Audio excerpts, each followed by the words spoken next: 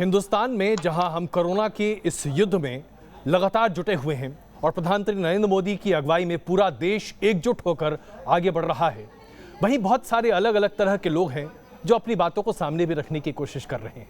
लेकिन इस बीच कुछ ऐसी आवाज़ें भी हैं जो आपको इस बात का एहसास कराती हैं कि शुक्र करो कि हम कोरोना की इस लड़ाई में अकेले नहीं हैं, पूरा हिंदुस्तान एक साथ चल रहा है। और उनमें से एक प्रखर आवाज़ है मशहूर अभिनेता अनुपम खेर की। इस वक्त न्यूज़ नेशन पर मौजूद हैं। बहुत स्वागत है अनुपम जी आपका। Thank you Ajay ji, thank you so much, nice to talk to you. आप अच्छा लगा, आपसे बात करके अच्छा ही लगता है हमेशा। अनुपम जी, आपकी कुछ कविताएं पढ़ रहा हूँ, बड़ा अच्छा लग रहा है। एक दो पढ़ के बताता हूँ। घर गुलजार सूने शहर, बस्ती बस्ती में कैद हर हस्ती हो गई, आज फिर जिंदगी महंगी और दौलत सस्ती हो गई। सही बात है। एक और मजेदार आपकी बात जो आपके सामने है, चल जिंदगी नई शुरुआत करते हैं, जो उम्मीद दूसरों से की थी वो अब खुद से करते हैं। सही बात। ये जज्बात कहाँ से निकल रहे हैं अनुपम जी? सर ये सच से निकलते हैं, सच का सामना करते रहो ना, सच जिंदगी जियो तो महसूस होता है सच। अगर बनावट की जिंदगी जियोगे तो बनावट के ख्यालात आएंगे जी। मैं बहुत सालों से कोशिश कर रहा हूँ कि मैं वो जिंदगी जीऊं जो यथार्थ की जिंदगी है, जिसमें कोई बनावट नहीं है, जिसमें ज्यादा मुझे प्रिटेंड करने की जरूरत नहीं है, तो उससे मैं आजाद रहता हूँ। मुझे एक आज़ादी का एहसास होता है। मुझे किसी को खुश करने की ज़रूरत नहीं है, सिवाय अपने आसपास के कुछ लोगों को कड़ा परिश्रम करता हूँ और इस बात से अपने आप को लिबरेट कर देता हूँ। लोग आपको आपकी खामियों से डराते हैं, जो आप खामियां समझते हैं। अगर आप उनको खामियां ना समझें, आप उनको नेगेटिव पॉइंट ना समझें और उन खामियों को और नेगेटिव पॉइंट्स को दुनिया के सामने बयान कर दें, तो दुनिया के पास आपको डराने के लिए कुछ नहीं रहता है जी। और ये जो ख्यालात आते हैं, इनको ढूंढने से मिल जाते हैं। आजकल तो इतने ज्यादा चीजें हैं जी। मुझे लगता है कि positivity is the only way to live. बिल्कुल। मेरे फादर कहा करते थे कि दुनिया की सबसे जो आसान चीज है वो किसी को खुश करना है।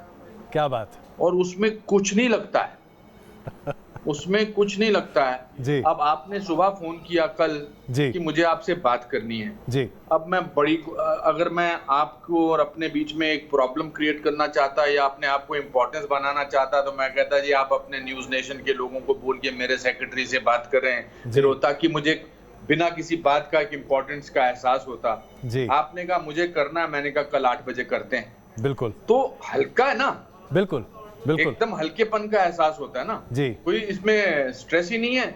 मैंने नीचे पजामा पहना हुआ, ऊपर मैंने फॉर्मल शर्ट पहनी हुई है तो ये भी बोल दूं तो और ज्यादा आजाद महसूस करता हूं। नहीं, तो बहुत ये सब अपनी जिंदगी को आप कैसे जीना चाहते हैं, कैसे देखना चाहते हैं जी, वो आप पर डिपेंड करता है। आपका एक वीडियो मुझे बहुत पसंद आया जिसमें आपने कहा कि भाई इस कोरोना की महामारी के बीच जब हम सब अपने घर में बंद हैं, अचानक कहीं कोई दौलत की बात नहीं करता, बड़ी बड़ी गाड़ियों की बात नहीं करता, कहीं सब खत्म हो गया और मुझे इतना छू गया वो, मैं क्या बताऊं आपको। हाँ, वो अमृत मंथन वाली बात है ना कि क्या मैं बोलूंगा। मेरे पास मैंने इतने पिछले 7-8 दिन से मैं अपने सारे पुराने कपड़े, सारी चीजें निकाल कर तैयार कर रहा हूँ, मैं सारे बांट दूंगा।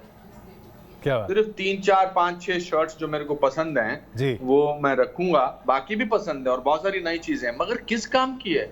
We are hoarders. मैं जब शुरू में विदेश जाता था तो मैं स्टेशनरी की दुकान में जाता था, मुझे स्टेशनरी जाने में से बड़ा दिल करता, अच्छा लगता था। शिमला में भी जब मैं था तो बाटिश बुक कंपनी करके थी एक, मैं अपने पिताजी के साथ उसमें स्टेशनरी खरीदता था, फुट रूल, प्रकार, कोई पेंसिल, रबर जी। तो मैंने नोट किया कि मैंने पिछले इतने सालों में इतनी सारी चीजें इकट्ठी की हुई हैं जी, छोटी छोटी चीजें, ये सब निकाल देने का है, इसको कुछ रखने की जरूरत नहीं है।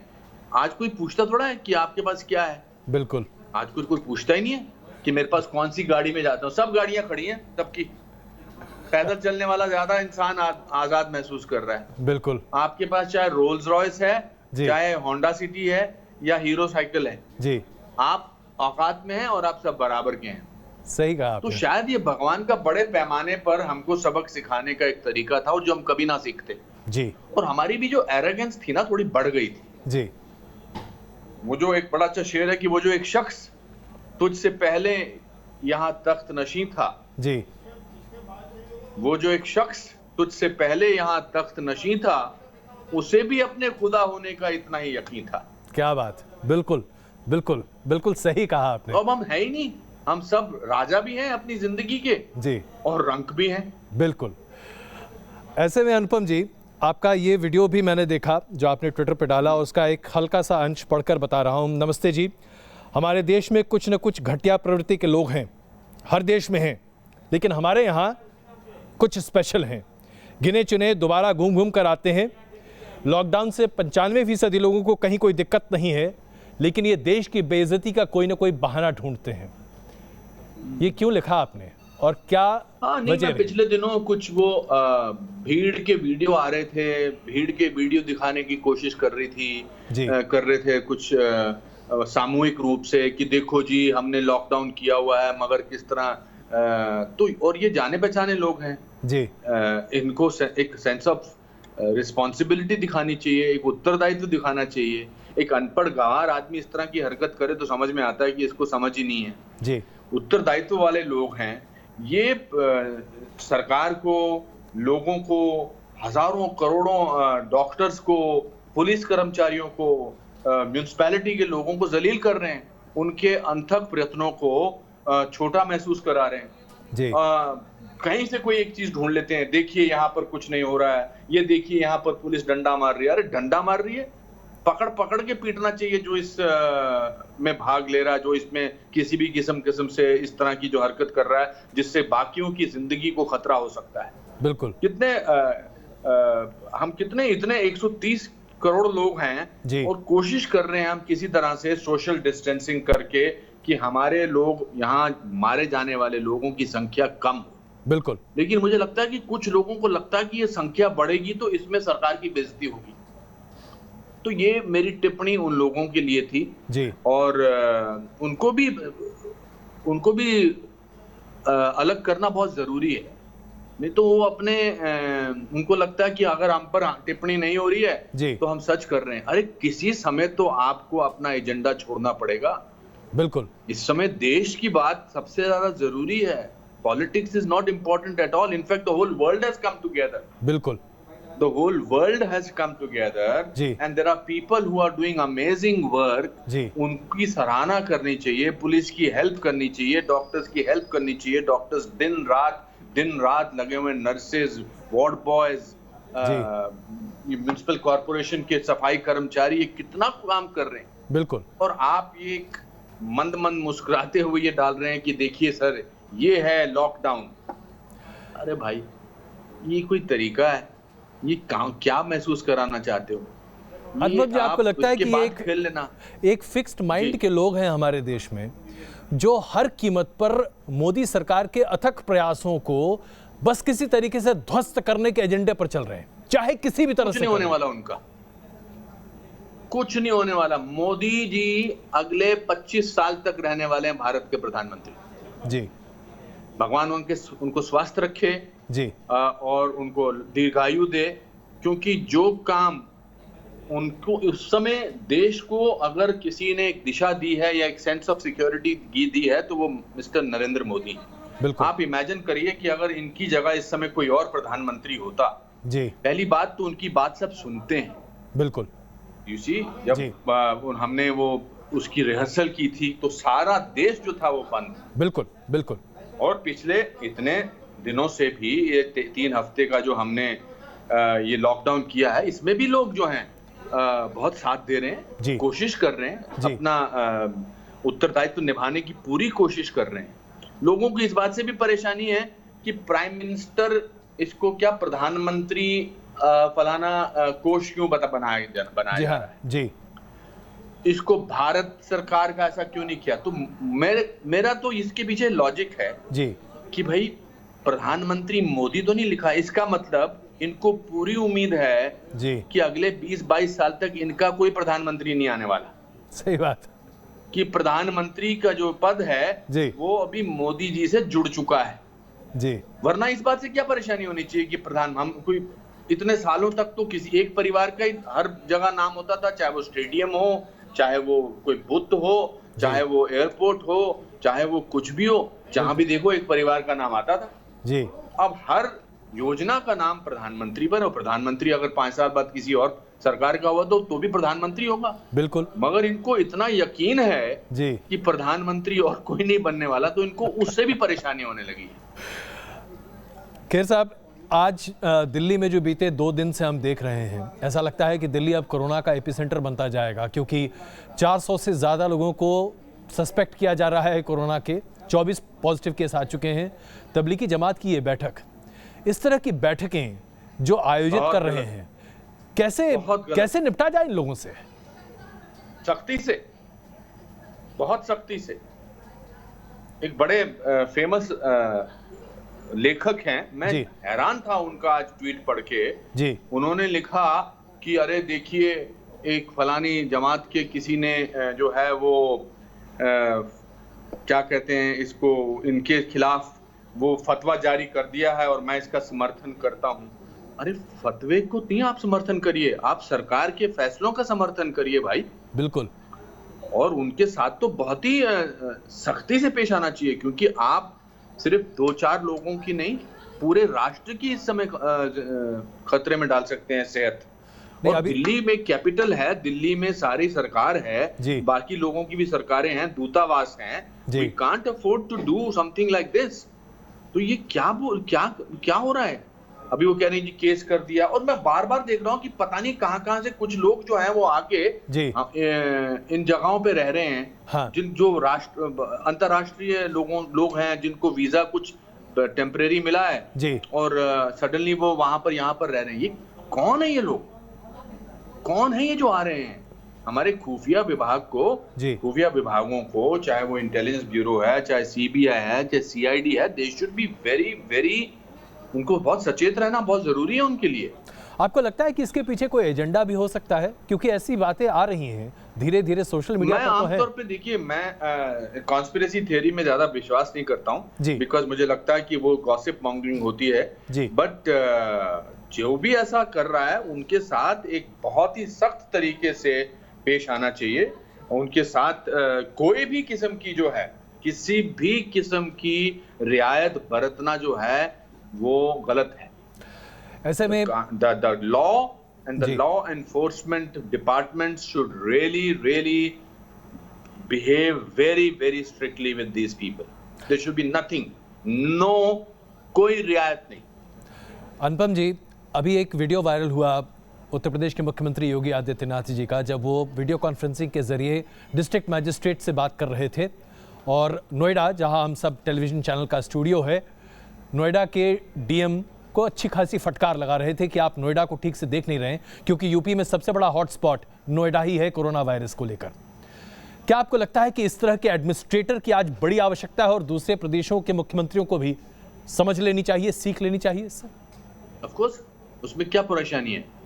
ये कोई हम लोग कोई चैरिटी थोड़ा खेल रहे हैं यहाँ पर कि जी आप गलती करते रहो, लेकिन हम आपको अच्छा मुझे अच्छा लगा, मुझे वो ठीक तरह से सुनाई नहीं दिया क्या बोल रहे थे योगी आदित्यनाथ, मगर बहुत अच्छा हुआ कि सबके सामने उनको फटकारा और निकाला। जब तक कि इस तरह के हम लोग फैसले नहीं लेंगे, तब तक देखिए कुछ चीजों में डर बहुत जरूरी है जी, डरना जरूरी है।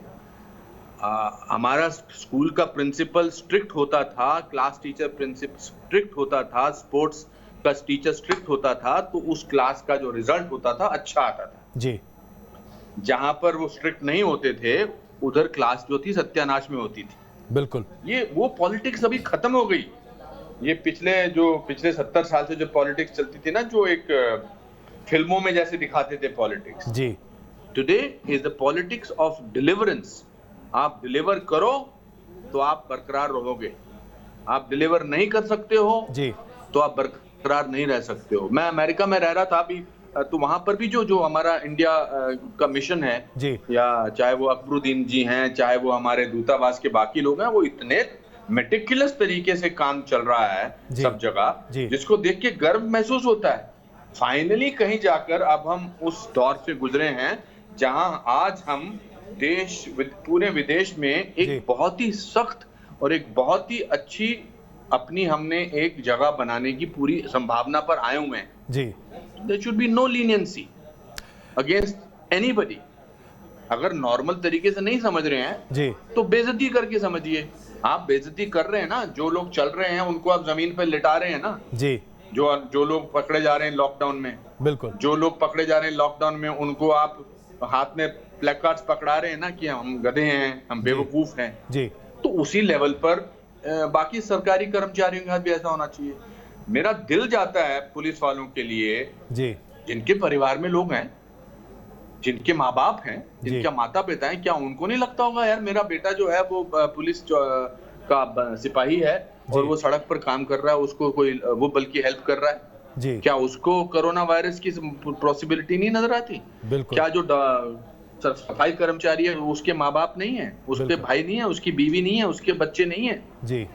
So it is not that you are being irresponsible towards one person, you are being irresponsible towards the whole nation, towards the whole country, towards everybody else, and if you are not going to be all right about it, we will go for you 100%। अनुपम जी, एक सवाल है थोड़ा सा अलग तरीके का, लेकिन फिर भी मैं आपके सामने रख रहा हूँ क्योंकि मुझे उम्मीद है कि आप इसे अन्यथा नहीं लेंगे। बॉलीवुड से बहुत उम्मीदें थीं, आप जैसे कुछ एक लोग ही हैं जो बहुत मुखर तरीके से अपनी बात को सामने रख रहे हैं, लेकिन कई ऐसे लोग हैं, बड़े अभिनेता हैं, जो चाहते तो उनके आह्वान पर उनके फैंस बहुत सारी बातों को समझते, चुप्पी साधे बैठे हैं। क्या ऐसे मौकों पर इस तरह की चुप्पी अपने आप में सही है? मेरे को ऐसा नहीं लगता। देखिए, आज मैंने सलमान खान का वीडियो देखा है, उसने बहुत फटकारते हुए लोगों को बोला है कि, और उसको बहुत सारे रिपीट्स मिले हैं जी, अपने अपने अंदाज से, अपने अपने तरीके से। देखिए, मैं आपको भी डिफेंसिव नहीं करना चाहता, लेकिन बहुत सारे ऐसे पत्रकार हैं जो आज की डेट में एक अपना एजेंडा लेकर बैठे हुए हैं, जो यही ढूंढते रहते हैं कि क्या गलत हो रहा है जी। उनको अच्छा कुछ नजर ही नहीं आ रहा है जी। और ना केवल हमारे देश के पेपर्स में बल्कि विदेश के पेपरों में देश की बुराई करते हैं जी। तो देखिए, कुछ लोग तो हर प्रोफेशन में ऐसे होते हैं जी, बट ओरिजिनली ओवरऑल देखिए कितने पैसे दिए लोगों ने। हर एक का अपना अपना एक तरीका होता है। मुझे क्योंकि किसी बात से शायद मुझे ये मेरे में भगवान ने ये हुनर दिया या मैं कि अपने बात दिल की बात खुल के करता हूँ जी, बट ऐसा नहीं है। लोग करें लग रहे हैं, और इस मौके पर तो बहुत सारे लोग जो हैं, सॉरी मैं बार बार ऐसे हाथ लगा रहा हूँ बिकॉज मैसेजेस आए जा रहे हैं। हाँ, मैं समझ रहा हूँ। मेरे दोनों फोन बंद हैं, एक पे आवाज जा रही है, एक पे वीडियो है। तो लोग बाग जो है शायद आपका शो देख के कुछ ना कुछ मैसेजेस भेज रहे हैं। तो हैं बहुत सारे लोग अच्छा काम कर रहे हैं, और इस समय अजय जी मुझे लगता है कि लोगों की नुक्ताचीनी करने के अलावा बजाय जी, चाहे कोई कुछ भी नहीं कर रहा है फिर भी उसकी तारीफ करनी चाहिए। नहीं, बिल्कुल, इसमें कोई शक नहीं। उसको प्रोत्साहित करना बहुत जरूरी है जी। जो चुप भी है जी, उसको भी प्रोत्साहित करना बहुत जरूरी है, बिल्कुल, बिकॉज वो भी एक आंदोलन का हिस्सा बनता चले जाएंगे। जो हो रहा है let's celebrate that, let's consolidate that. जो नहीं हो रहा है उस पर नजर डाले ही नहीं तो अच्छा है। मैं तो किसी का मैसेज, जो मुझे मैसेज आजकल गंदा भेजता है या इस तरह का मैसेज भेजता है जिसमें लिखा होता है आज कोरोना वायरस से इतने लोग, मैंने उनको ब्लॉक ही करता जा रहा हूँ और उनको मैसेज भी कर देता हूँ कि मैं अब आप जिस दिन ये मैसेज इस तरह के करने बंद कर देंगे। और मेरे उसमें काफी अच्छे कुछ लोगों को त्रासदी के बारे में बात करके ना एक सेटिस्फेक्शन मिलता है जी, क्योंकि देखिए जब आदमी डरता है तो झुंड या समूह में रहना चाहता है, बिल्कुल, इसलिए तो उसको लगता है कि चलिए ये एक नेशनल पास टाइम बन गया है। मैं नेगेटिव बात पर ध्यान ही नहीं देता हूँ।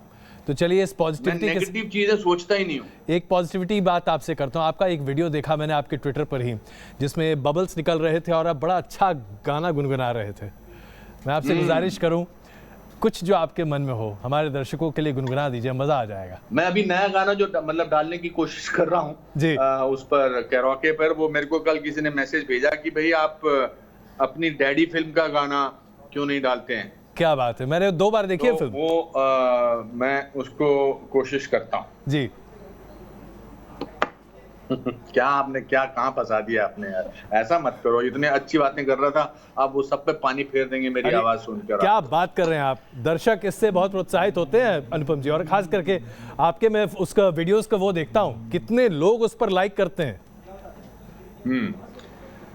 आईना मुझसे मेरी पहली सी सूरत मांगे, मेरे अपने मेरे होने की निशानी मांगे, आईना मुझसे मेरी पहली सी सूरत मांगे। बस मेरे दोस्त। क्या बात है अनुपम जी, मैं इसको कम से कम ये ट्वीट तो जरूर करूंगा कि सबसे पहले आपने न्यूज नेशन पर इसे गाया और फिर आप अपने इसको कैरियोके कर रहे हैं। एब्सोल्युटली, ये बात आप बिल्कुल सही लिखेंगे, क्योंकि मैंने इसको कहीं गाया भी नहीं है वैसे भी, लेकिन फिल्म में गाया। बहुत मजा आया अनुपम जी, आपसे हमेशा बातचीत कर मन बहुत खुश होता है और प्रफुल्लित होता है। आपकी पॉजिटिविटी हमारे देश के लिए और हमारे दर्शकों के लिए बहुत आवश्यक थी, और बहुत धन्यवाद वक्त निकालने के लिए न्यूज नेशन के लिए। Thank you, thank you, thank you.